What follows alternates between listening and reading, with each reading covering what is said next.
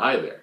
This is author-illustrator Dan Harris. Today you're joining me in the actual office space where I created the illustrations for my picture book, Manners. This book does not teach manners. Come on in closer and I'll show you a few of my tools. Now, you've probably seen a computer before.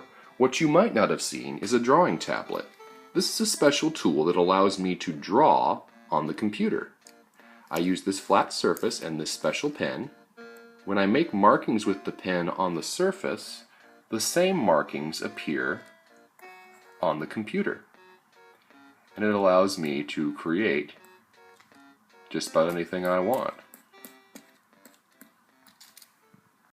Now, one of the things that was a challenge when I was creating my book Manners was the design of the characters. Now, I have kind of a standard design that I use for cute characters.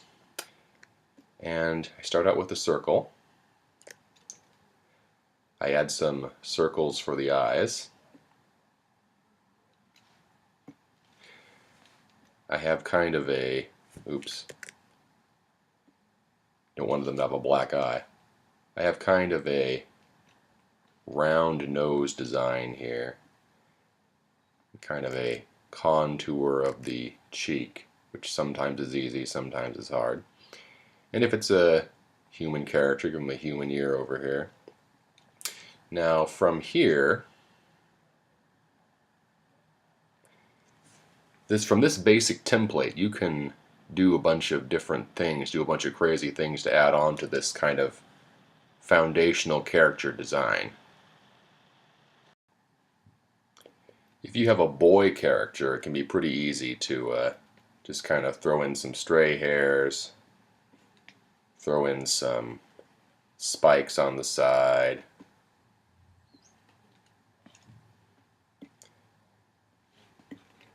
And so this is Max, one of the two kids in the book. So Max was pretty easy to design. And as you can see, I can take off the basic elements here, and I have another template ready to go here.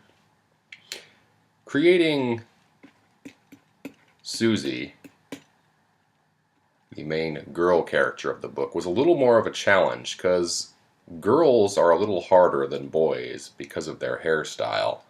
I mean, you can do kind of give a girl like bangs and give her some long hair. Give her kind of a ponytail thing. None of it seemed quite right for Susie. So after having all this trouble designing Susie, I finally had a breakthrough when I realized I could give her pigtails. Kind of an old-fashioned storybook girl look for her. And came out a little wonky there. See, this is what's interesting about computers, is you can move all your stuff around pretty easily. And once I had that correct hairstyle down, the rest of the character was pretty easy to get down. Knew she had to have a old-timey dress. Let's take a look at one more character today. And that's the puppy, who has kind of a different design, which is more of a cute but weird design, and it's a little looser. There's no circles, it's just free form what I'm drawing with my hand here. And he has this kind of hump of a head here, short snout, big nose, and he has an eye that is for some reason on the other side of his head but still visible when you're looking at him on this side. It's a big mouth. It's a little too exaggerated. Let's pull that out a little bit there. He has a big tongue. Sometimes I forget to draw his collar. Here it is now. And as you can see, this is also kind of a cute design, but more of a funny, looser, stranger look.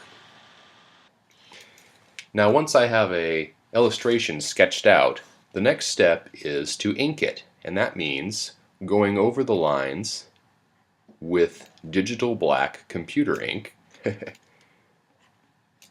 give it a very clear cartoon look.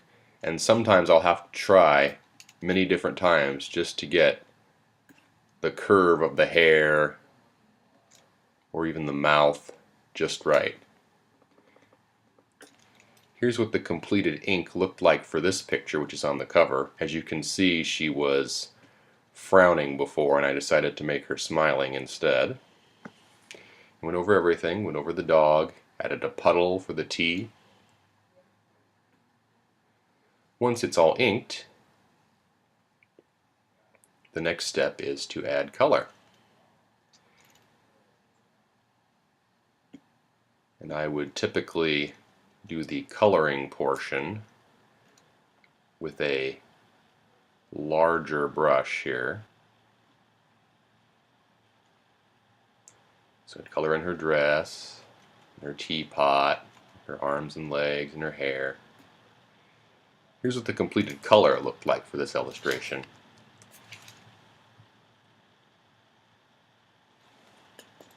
And as you can see, the completed illustration made it right here onto the cover of the book. And I repeated that process for all of my illustrations throughout the book. Do you have any questions about creating illustrations on a computer? Leave a comment or send me a message.